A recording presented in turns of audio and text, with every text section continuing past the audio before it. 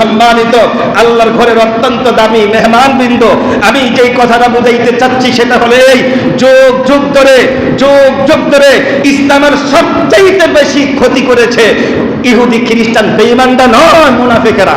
বলেন কারা? সবচাইতে বেশি ক্ষতি করেছে কারা? মুনাফিকেরা। মুনাফিক যেই বাড়িতে থাকে ওই বাড়িটা ধ্বংস, মুনাফিক যেই গ্রামে থাকে ওই গ্রামটা ধ্বংস, মুনাফিক যেই জেলায় থাকে রাষ্ট্র ওই জেলাটা ধ্বংস, মুনাফিক যেই রাষ্ট্রের অধিপতি থাকে ওই রাষ্ট্রটার মধ্যে অশান্তির আগুন দাউ দাউ করে জ্বলে একমাত্র মুনাফিকদের কারণে। বলেন কাদের কারণে? আমি আপনাদেরকে আরেকটা কথা শুনিয়ে দিচ্ছি, আপনারা দয়া করে আমার দিকে তাকান আর শুনেন। আপনারা আল্লাহর কোরআন পড়েন, যদি আমার কথাটা বিশ্বাস না হয়, আমার কথার মধ্যে যদি আপনাদের কোনো সন্দেহের বেড়াজাল বেঁধে থাকে, তাহলে আমি কোরআনে আয়াত মেনশন করে দিচ্ছি, এই আয়াতগুলো বাড়িতে গিয়ে পড়ে দেখবেন। সূরা তাওবার 80 নম্বর আয়াত। ও আমার জাতি শুনে রাখুন, সূরা তাওবার 86 নম্বর আয়াত। একটু গভীর মনোযোগ দিয়ে কোরআন কারীমের আয়াতের অর্থগুলো একটু মনোযোগ দিয়ে শুনে রাখুন। আচ্ছা বলেন তো, আপনার আমার বাপ দাদা 14 গোষ্ঠী পূর্বপুরুষ কেউ কি আমার নবীর পিছনে এরা কেউ নামাজ পড়ছিল? একটু আমার কাছে চান, এই নাম থেকে আমার দিকে তাকান। এই কথা কিন্তু সবসময় পাবেন না। আপনার আমার বাপ দাদা 14 গোষ্ঠী, আপনার আমার পীরের 14 গোষ্ঠীর কেউ আমার নবীর পিছনে নামাজ পড়ছে? নামাজ পড়ে নাই। আপনার আমার বাপ দাদা এবং আমরা যেই পীরের মুরিদ, আমাদের পীরের 14 গোষ্ঠী কেউ জানাজার নামাজের ইমামতি আমার রাসূল করছে? করে নাই। আপনার আমার পীর নয়, আপনার আমার বংশের বাপ দাদা 14 গোষ্ঠী যারা আছে, এরা কেউ আছে যে কবরের মধ্যে যখন শুইছে নবীর গায়ের জামাটাও দিয়ে শুইছে? কিন্তু একটা দুঃসংবাদ হলো এটাই, আমার নবীর জামানায় এমন একটা মুনাফিক ছিল, ওই মুনাফিক নবীর পিছনে নামাজ পড়তো। ওই মুনাফিক মরার সময় নবীর জামাটা গাও দিয়ে আবদার করে কবরের মধ্যে শুইছে। ওই মুনাফিকের জানাজার ইমামতি আমার রাসূল করেছে, কিন্তু আল্লাহ তাবারক তাআলা তারা ছাড়ে নাই মুনাফিকি করার কারণে। কিসের করার কারণে? তার নামটা কে বলতে পারেন? আব্দুল্লাহ ইবনে উবাই। ঠিক রাখুন, বলেন তার নামটা কি? বলেন তার নামটা কি? আব্দুল্লাহ ইবনে উবাই। এই আব্দুল্লাহ ইবনে উবাই যখন মারা গেল, আল্লাহ নবী যখন তার জানাজা হাজির হলো, হযরত ওমর বলতেছে, ইয়া রাসূলুল্লাহ, আপনি এই মুনাফিকের জানাজার নামাজ পড়বেন না। তখন আল্লাহ রাসূল বলতেছে যে আমাকে তো এখন আল্লাহ কিছু নির্দেশ করে নাই, আদেশ করে নাই।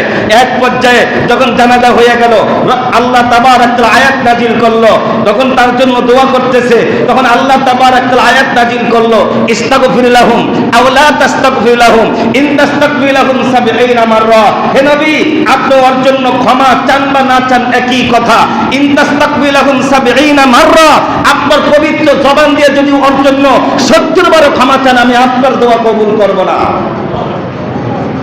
লিখে রাখুন আজকে বাড়িতে গিয়ে, সূরা তাওবার 80 নম্বর আয়াত। বলেন কোন সূরার কয় নম্বর আয়াত? সূরা তাওবার 80 নম্বর আয়াত। আল্লাহ বলতেছেন, হে নবী, আপনি তার জন্য ক্ষমা চান বা না চান একই কথা।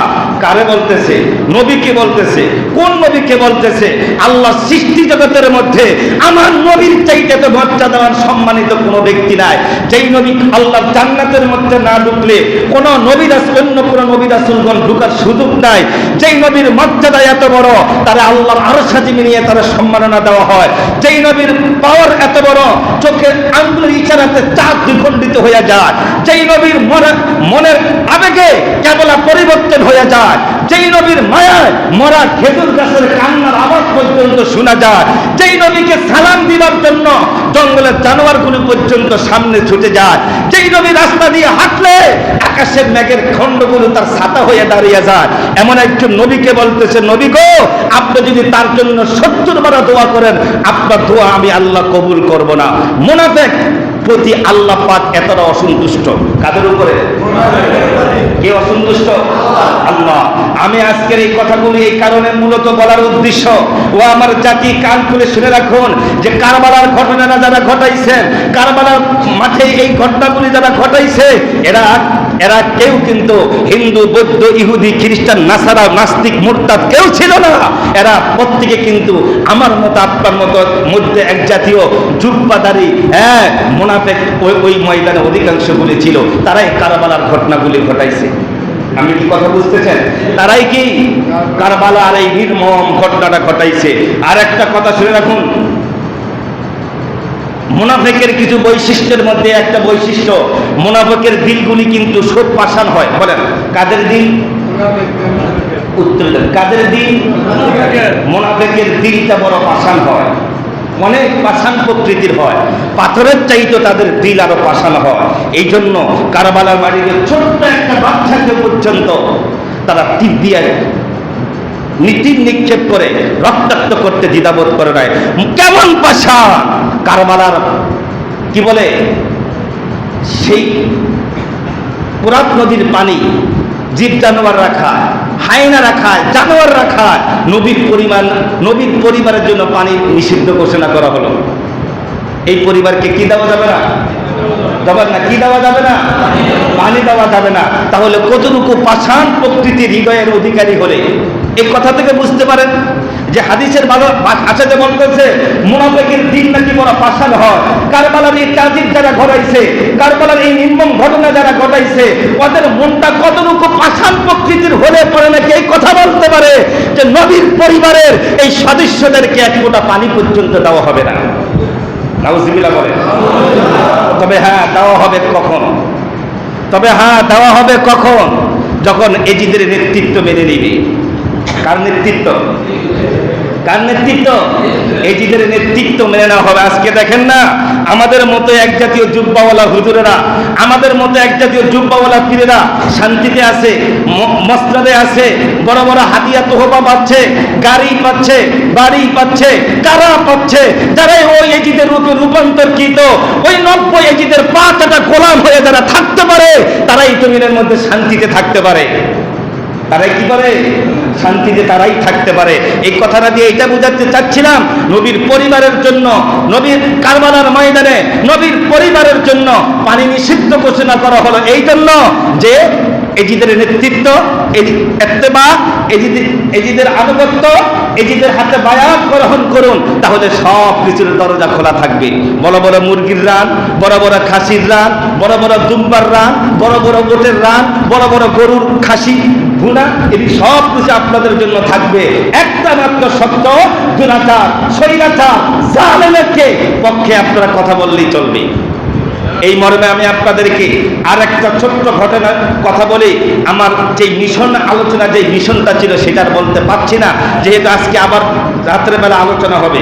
আজকে রাতের বেলা আবার কারবালার ঘটনা নিয়ে আলোচনা হবে, সেহেতু আমি সেখানকার জন্য আলোচনা কিছুটা রেখে দিলাম।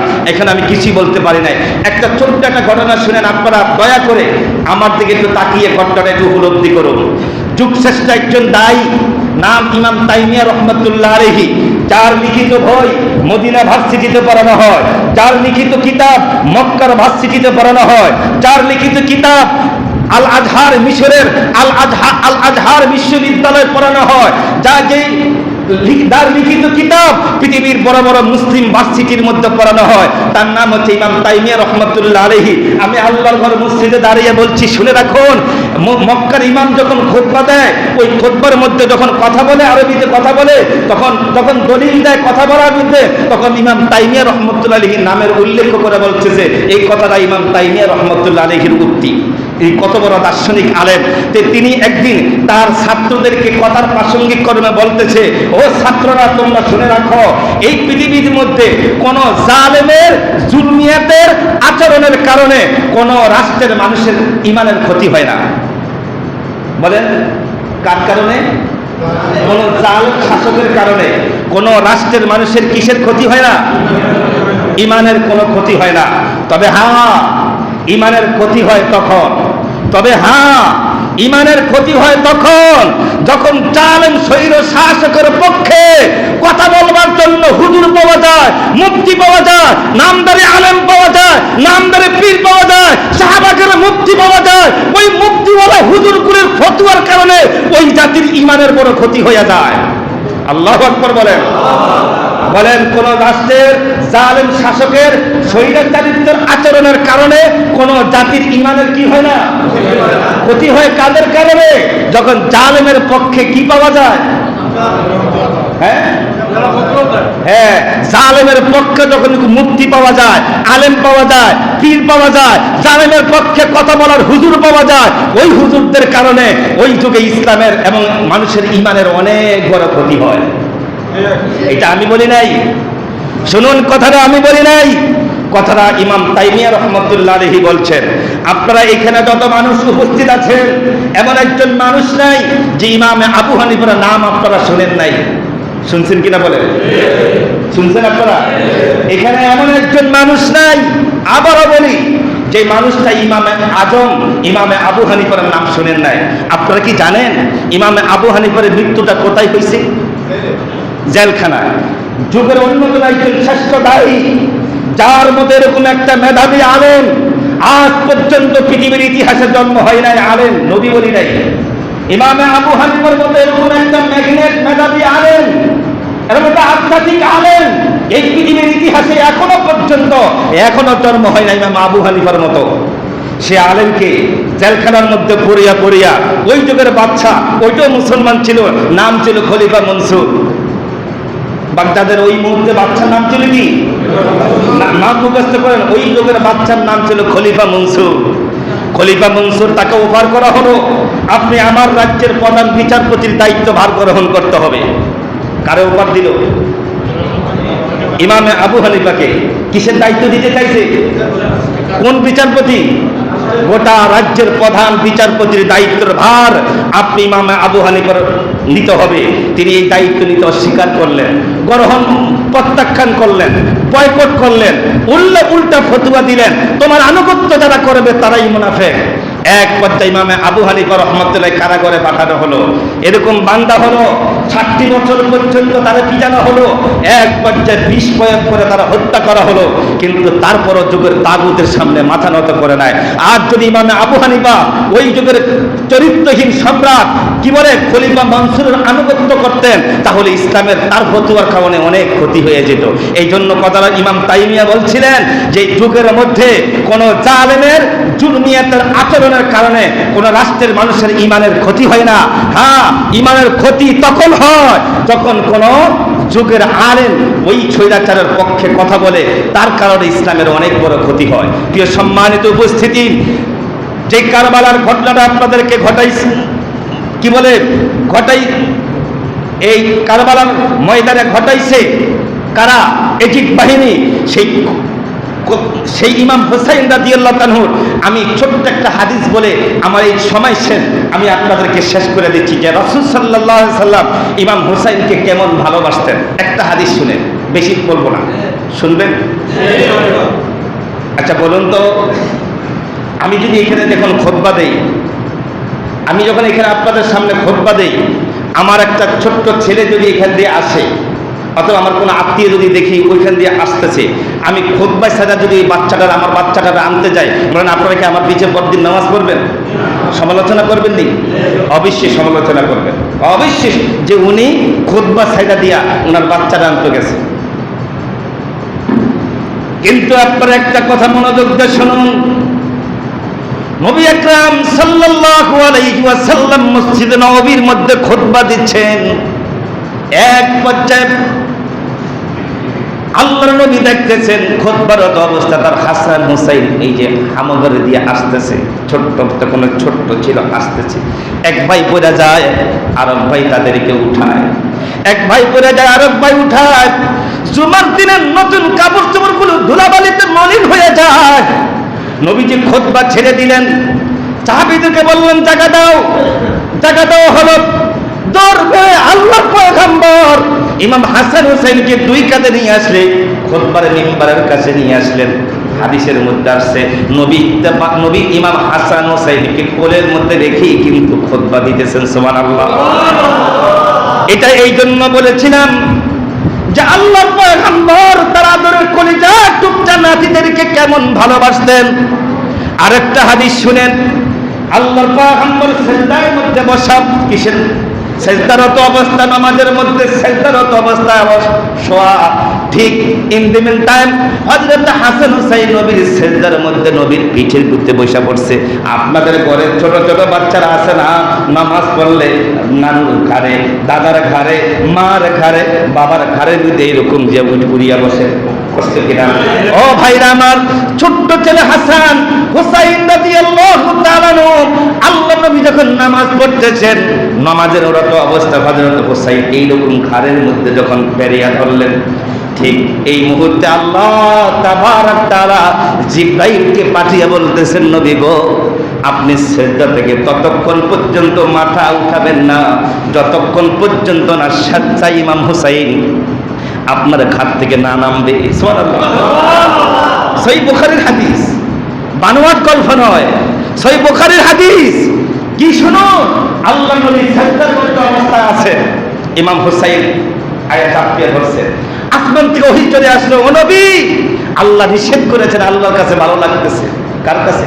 আল্লাহর কাছে। আপনি সিজদায়, নাতি আপনার ঘাড়ে। নবী কি? নাতি কি? নবীর ঘাড়ে। আল্লাহ জিবরাইলকে বলতেছেন, ও নবী, আল্লাহর কাছে এই দৃশ্যটা অনেক ভালো লাগছে, ততক্ষণ পর্যন্ত আপনার সিজদা থেকে মাথা উঠাইতে মানা করেছে যতক্ষণ পর্যন্ত না সাজ্জাদ আপনার নাতি হুসাইন আপনার ঘাট থেকে, পিঠ থেকে না নামবে। সুবহানাল্লাহ। প্রিয় মুসলমান ভাইরা আমার, দুইটা ছোট্ট ঘটনা বললাম, এই জন্য বললাম যাবার আমার নবী মুহাম্মদ আরবি সাল্লাল্লাহু আলাইহি ওয়াসাল্লাম তার আদরের কলিজার টুকরা হাসান হুসাইনকে কেমন ভালোবাসতেন, এই ভালোবাসার নমুনাটা প্রকাশ করবার জন্য আমি আপনাদের সামনে আলোচনার শেষ অংশে এই কথাগুলো বলা, বাকিগুলো আলহামদুলিল্লাহ যদি আল্লাহ আমার তৌফিক দান করে, বলার মতো শক্তি দান করে, আজকে বাদ মাগরিব এই মসজিদে মুহররমের তাৎপর্য নিয়ে, আশুরার তাৎপর্য নিয়ে, কারবালার সে করুণ ইতিহাস নিয়ে, আল্লাহ রাসূল কেমন ভালোবাসতেন হাসান হুসাইনকে, এই সম্পর্কে আমি আলোচনা করব। আল্লাহ যেন আমাকে বলার এবং আপনাদেরকে শোনার তৌফিক দান করে, বলেন আমিন। যাদের সময় থাকে আসার জন্য অনুরোধ রইল, এটি আপনাদের কাছে আশাবাদী। আর যদি মনে চায়, সভাপতি সাহেব আছেন, আপনারা পারলে একটু সহযোগিতা করবেন, এটাই প্রত্যাশী। আসসালামু আলাইকুম ওয়া রাহমাতুল্লাহি ওয়া বারাকাতুহু। কন্যা হযরত ফাতিমা রাদিয়াল্লাহু তাআলাকে বিবাহ দিলেন হযরত আলীর কাছে। সেই ঘরে দুটি সন্তান জন্ম হলো, হযরত হাসান আর হযরত হুসাইন। এই হযরত হাসান আর হুসাইন রাদিয়াল্লাহু তাআলাকে আল্লাহর পয়গম্বর কেমন ভালোবাসেন, আমরা এবার সেই ভালোবাসার কিছু আলোচনাগুলো সংক্ষিপ্ত পরিসরে শুনি, এরপর আমরা অন্য আলোচনাগুলি তুলে ধরি ইনশাআল্লাহ। তার পূর্বে আমি আপনাদেরকে একটু কথা বলতে চাই, সেটা হলো এই কথা, মানুষের জীবনে এমন কিছু কষ্ট দুঃখ চলে আসে, এক মানুষ আরেক মানুষের সঙ্গে মারামারি করলে, কাটাকাটি করলে, বাকবিতণ্ড করলে, কিছু মানুষের সঙ্গে আপনি ওনার সাথে বাকবিতণ্ড করেছেন, আপনার বাড়ি এক জায়গায়, ওনার বাড়ি আরেক জায়গায়, কাজকর্মের মধ্যে মনোমালিন্য হয়েছে, বাকবিতণ্ড করেছেন, মারামারি করেছেন, এটা ধর্মটা একরকম। যখনই আপন ভাই ভাইয়ের সঙ্গে মারামারি করে, যখন একান্ত বিশ্বস্ত মানুষ আরো বিশ্বস্ত মানুষের সঙ্গে মারামারি করে, তখনই এইটার কষ্টটার ধারণটা হয় ব্যতিক্রম। আমি কি কথা বুঝতে পারছি?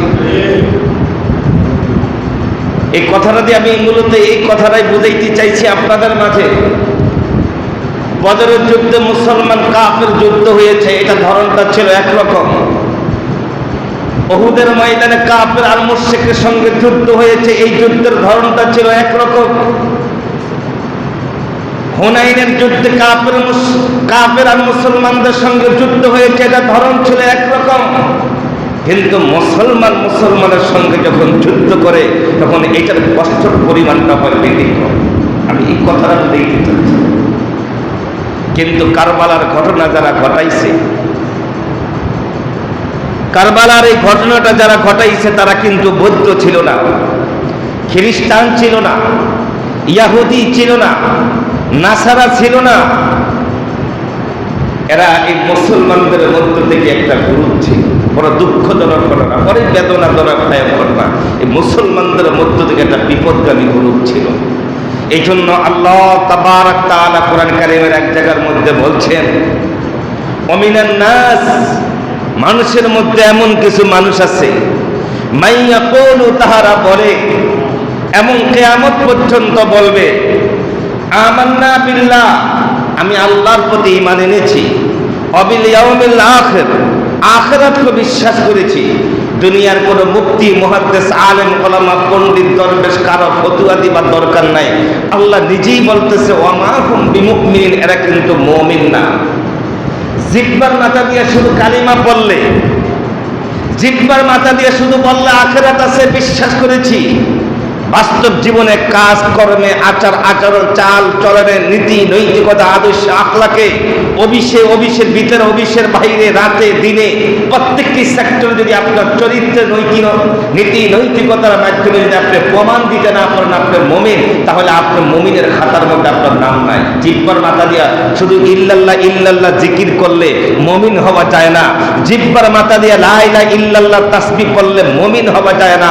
মুমিন তো ওই ব্যক্তি হইতে হয় যে ব্যক্তি হাত পা চোখ অঙ্গ প্রত্যঙ্গের কার্যক্রমের মাধ্যমে তার মুমিনের পরিচয় দিতে হবে। মিস্টার এজি মাথার পাগড়ি ছিল, মিস্টার এজিদের গত জুমার দিনও বলছিলাম গায়ের ভিতরে জুব্বা ছিল। আরেকটি মজার তত্ত্ব শুনেন আপনারা। হযরত ইমাম হুসাইন রাদিয়াল্লাহু তাআলা 4 তারিখে যে কারবালার ময়দানে শাহাদাত বরণ করবে, তার আগের দিনও ইমাম হুসাইনের দুশমনেরা ইমাম হুসাইনের পিছনে দাঁড়িয়ে নামাজ পড়ছে। কি মনে করলেন? কথাটাতে কি ভাবলেন? নবীর নাতি পিছনে তার আগের দিনও তারা নামাজ পড়ছে। কিন্তু পৃথিবীর মধ্যে ক্ষমতা এমন একটা জিনিস, ক্ষমতা এমন একটা জিনিস, এটা না চিনে নবীর ছেলেকে, না চিনে হাসান হুসাইনকে, না চিনে কোনো বৃদ্ধ নারীকে, না চিনে কোনো শিক্ষিত নারীকে, না চিনে ছোট্ট ছোট্ট বাচ্চাকে, না চিনে কোনো সহজ সরল মানুষকে। ক্ষমতা এমন একটা জিনিস, না চিনে কোনো আলেমকে, না চিনে কোনো পীর মাশায়েখকে, না চিনে মসজিদের কোনো খতিবকে, সবাইকে ধ্বংস করে হলো, সবার রক্ত নিয়ে হোলি খেলা হলো। এই জমিনের মধ্যে টিকতে চাই, ক্ষমতা এটাই বারবার পৃথিবীর ইতিহাসে এটাই বলে দেয়, এটাই ক্ষমতা বারবার বলে দেয়। এদের কাছে কোনো আলেম ওলামা চেনে না, এদের কাছে কোনো ভালো মানুষ পরিচয় না, ছোট্ট বাচ্চারও এদের কাছে কোনো দাম নাই।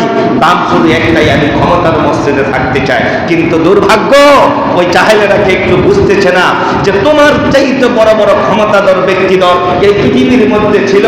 আল্লাহ কয় নবী ইরামা যাতিল ইমাদ আল্লাতী লাম ইখলাক মিসলুহা ফিল বিলাদ ওয়া সামুদ আল্লাযীনা জাবুস সাখরা বিল ওয়াদ।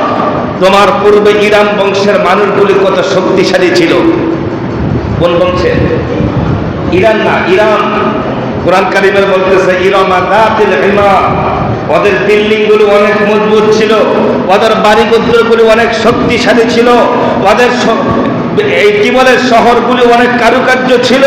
এই কারুকার্য শহর পাইয়া, বিল্ডিং পাইয়া, এবং ওদের বড়িগুলি অনেক উঁচা লম্বা ছিল, তারা এত লম্বা মানুষ ছিল, তাদের সিনার নিচে পাহাড়গুলি পড়ে থাকতো। এত লম্বা লম্বা মানুষ ছিল ইরাম বংশের মানুষগুলো। কোন বংশের? সেই মানুষগুলিকে আল্লাহ জমিনের মধ্যে হালাক করে দিয়েছে। আল্লাতী লাম ইখলাক মিসলুহা ফিল বিলাদ। ওদের শহর শুদ্ধে, বাড়ি শুদ্ধে, ঘর বাড়ি শুদ্ধে রব্বে কারীম এইরকম উল্টিয়ে দিছে। কে দিছে? বলেন না কে দিছিল? মিস্টার ফেরাউন প্রায় ৬৪ বছর ক্ষমতায় ছিল। কে ছিল? কত বছর? প্রায় ৬৪ বছর মিস্টার ফেরাউন ক্ষমতায় ছিল। ক্ষমতার মস্তদে ফেরাউন বৈশা যখন ক্ষমতার ভার সইতে পারে নাই, তখন এক পর্যায়ে বলে ফেলল ফাকালা আনা রাব্বুকুমুল আলা, আমার চাইতে এই পৃথিবীতে বড় ক্ষমতাধর আর কেউ নাই। কে বলছিল? ফেরাউন। ফাকালা আনা রাব্বুকুমুল আলা, আমার চাইতে বড় ক্ষমতাধর পৃথিবীতে কে আছে? বলেন আজকে সেই ফেরাউন কই? উত্তর দেন না কেন? আজকের সেই ফেরাউন কোথায়? নাই, নাই। ইতিহাস আনতে চাই না। নমরুদ একই কথা বলেছিল যে আল্লাহর এক পর্যায়ে আল্লাহর উপর তীর মেরে আল্লাহ মেরে গেল। ইতিহাসের পাতায় কোরআনের তাফসীর আছে আল্লাহর তীর মারে, আল্লাহর মেরে নেবে। নাউজুবিল্লাহ। শেষ পর্যন্ত ল্যাংড়া মশা দিয়া, ওর জোতা দিয়ে ফিটিয়ে আল্লাহ জমিন থেকে হালাক করছে। আল্লাহ আছে কিনা? জবাব দেন, আল্লাহ আছে কিনা? আর একটা মজার তথ্য আমি আপনাদেরকে শোনাই। ও আমার জাতি, একটু মনোযোগ দিয়ে শুনে রাখুন। ইয়াজিদের মৃত্যুটা কেমন হয়েছে জানেন? অবাক করা। তার বাহিনীর মৃত্যুগুলি এক একটার এক এক স্টাইলে আল্লাহ তাবারক তাআলা মৃত্যু হয়েছে, যা আপনারা শুনলে অবাক চোখে দেখবেন, ইতিহাসের পাতা পড়ে থাকবেন। এই মর্মে আপনাদেরকে কোরআন কারীমের একটা আয়াত আপনাদেরকে শোনাই, আপনারা প্রত্যেকে আমার দিকে তাকান আর কথাগুলি মনোযোগ দিয়ে শুনুন। আল্লাহ পাক বলছেন, ওয়ালাউলা তাফাউল্লাহিন নাস বা'দুহুম বিবাদ লাফাসাদাতিল আরদ। আমি আল্লাহ যদি এক মানুষকে দিয়ে যে আরেক মানুষকে শায়েস্তা না করতাম, তাম দুনিয়াটা বিপর্যস্ত হয়ে যেত। কথা রাখা কি বলছেন? এক মানুষকে দিয়ে যদি আমি আল্লাহ আরেক মানুষকে যদি পানিশমেন্ট না করতাম, শায়েস্তা না করতাম, তাম দুনিয়াটা বিপর্যস্ত হয়ে যেত। ইমাম হুসাইন রাদিয়াল্লাহু তাআলাকে কারবালার ময়দানে শাহাদাত ঘটিয়ে তার আহাল পরিবার পরিজনদের বুকের মধ্যে ছুরি চালিয়ে, ও আমার জাতি শুনে রাখো, কেউ বলতেছে মাত্র 6 মাস ওই ইজিপ্ট ক্ষমতার মধ্যে ছিল, তাকে দমন করার জন্য ইয়েমেন থেকে আরেকটা বিদ্রোহী গ্রুপ বক্তার পরিপূর্ণ নামটা ভুলে গেছি, তিনি তার নেতৃত্বে ওই তামিজকে আক্রমণ করে এজিদের বংশ পর্যন্ত সারখার করে দিয়েছে। আসুন, এজিদের ছেলে, ফ্যামিলিতে কিছু ভালো মানুষ আছে না? মিস্টার এজিদের ছেলেকে যখন বলা হলো এজিদের পরে তুমি এখন দায়িত্বভার গ্রহণ করো, মিস্টার এজিদের ছেলে দাম্ভিক অত্যন্ত বিনয় ভাষায় বলতেছে, যেই দরবারের মধ্যে ইমাম হুসাইনের রক্ত লেগে আছে, ওই দরবারের দায়িত্ব আমি নিতে রাজি না। আল্লাহু আকবার বলেন। তার ছেলে এজিদের ছেলে বলছিল, যেই দরবার বলতে যেই রাজপ্রাসাদের মধ্যে ইমাম হুসাইনের রক্ত লেগে আছে, এই রাজপ্রাসাদের নেতৃত্বের দায়িত্ব আমি নয়। এখান থেকে এজিদের ছেলে বের হয়ে গেছে, আর জীবনে বাড়িতে ফিরে নাই। এমনকি আপনারা আরেকটা তথ্য শুনেন, আপনারা কি কেউ বলতে পারবেন এজিদের কবর কোথায়? কোন জায়গায় কেউ বলতে পারবে? এজিদের কোথায় মাইরা টুকরো টুকরো করে কোন জঙ্গলে ছেড়ে দিয়েছে, এখন এজিদের লাশটা পর্যন্ত লিস্টে পাও না। ইতিহাস এটাই প্রমাণ করতেছে, দুরাচার, স্বৈরাচার, জালেমের ভূমিকায় যুগ যুগ ধরে যারা পালন করে, এদের একটাও দুনিয়ার মধ্যে শান্তিতে মৃত্যু হয় নাই। আমি কি কথা বাবা বুঝাইতে পারছি? জালেমিয়াতের ভূমিকা যারা আছে পৃথিবীর মধ্যে, স্বৈরাচারের ভূমিকায় যুগ যুগ ধরে যারা এই রূপ ধারণ করে, এজিদের চরিত্র যারা ধারণ করে, ফেরাউন নমরুদের চরিত্র যারা ধারণ করে, ও পৃথিবীর সকল যুগের জালেমেরা জেনে রাখো, একটাও কিন্তু পৃথিবীতে শান্তিতে মরা হয় না। প্রত্যেকটির মৃত্যুটি কিন্তু অভিশপ্তের মৃত্যু হয়েছে। ইতিহাস এটাই আমাদেরকে শিক্ষা দেয়। আপনারা আরেকটা জিনিস শুনে রাখুন, এখনো আমার মূল আলোচনাটা শুরু করি নাই। কোরআন কারীমের মধ্যে 2-3টা আয়াত, 1-2টা আয়াত আপনাদেরকে শুনলেন? শুনলে তো আমার দিকে তাকিয়ে থাকেন। আল্লাহ তাবারক তাআলা বলছেন, কুল সিরু ফিল আরদ। কুল, নবী তুমি বলো। কে কাকে বলে? আল্লাহ তাআলা রাসূলকে বলে, কুল নবী তুমি বলো, সিরু ফিল আরদ, আমার জমিনের মধ্যে ভ্রমণ করতে বলো। আমরা তো কক্সবাজারে ভ্রমণ করি, নদীর ঢেউ দেখি, আমরা ফুর্তি করি, আনন্দ করি। আপনার আল্লাহ কিন্তু এটা বলে নাই। আপনার রব বলতেছেন, নবী তুমি বলো, কুল সিরু ফিল আরদ, এই পৃথিবীর মানুষগুলিকে জমিনের মধ্যে ভ্রমণ করতে বলো। পানজুরু, ভ্রমণ করে তাকিয়ে দেখতে বলো। পানজুরু অর্থ কি?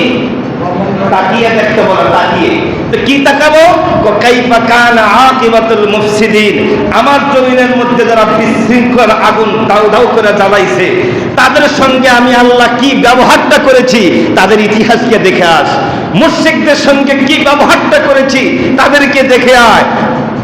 মুনাফিকের সঙ্গে আমি আল্লাহ যুগ যুগ ধরে কি ব্যবহারটা করেছি, তাদের সঙ্গে দেখে আয়। আল্লাহ কয়, কুল সিরু ফিল আরদ ফানজুরু কাইফা কানা আকিবাতুল মুফসিদিন।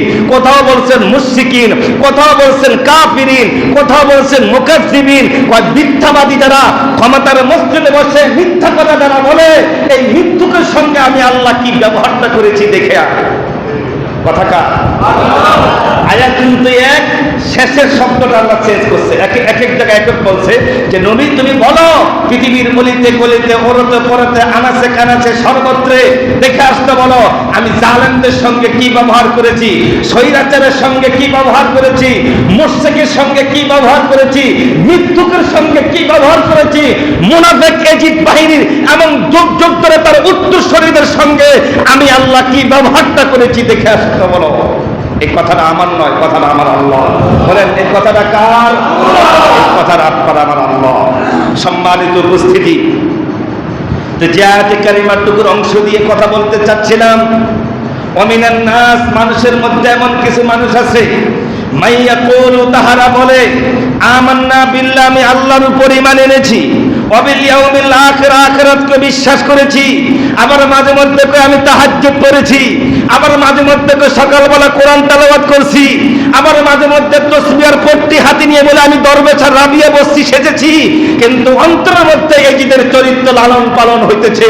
আল্লাহ তাবারাক তাআলা তাদেরকে বলতেছেন ওয়ামা হুম বিমুমিনিন, এরা কিন্তু মুমিন না, এরা নিজের স্বার্থ হাসিল করার জন্য বাহ্যিক শুরুতে মুমিনের ভাব দেখা, কিন্তু অন্তরের মধ্যে এরা পাক্কা মুনাফিক, পাক্কা মুনাফিক, টাক্কা মুনাফিক। ঠিক কিনা বলেন? আজ আমি আপনাদেরকে আল্লাহর কোরআন থেকে আরেকটা তথ্য শুনাই, শুনেন। কোরআন কারীমের মধ্যে 114টা সূরার মধ্যে এমন একটা সূরা নাই, নাম হচ্ছে সূরাতুল হিন্দু, এই নামে কোনো সূরা নাই। কোরআন কারীমের মধ্যে সূরাতুল মুশরিক এই নামে কোনো সূরা নাই। কোরআন কারীমের মধ্যে সূরাতুল খ্রিস্টান এই নামে কোনো সূরা নাই। কোরআন কারীমের মধ্যে সূরাতুল ইহুদি এই নামে কোনো সূরা নাই। ও আমার জাতি, জেনে রাখো কোরআন কারীমের মধ্যে এমন একটা নামে সূরা আছে যেই নামটা হচ্ছে সূরাতুল মুনাফিকুন। সূরাতুল মুনাফিকুন এই নামে নামকরণকৃত একটা সূরা আছে। এই সূরাটার প্রথম আয়াতের শেষ অংশে আল্লাহ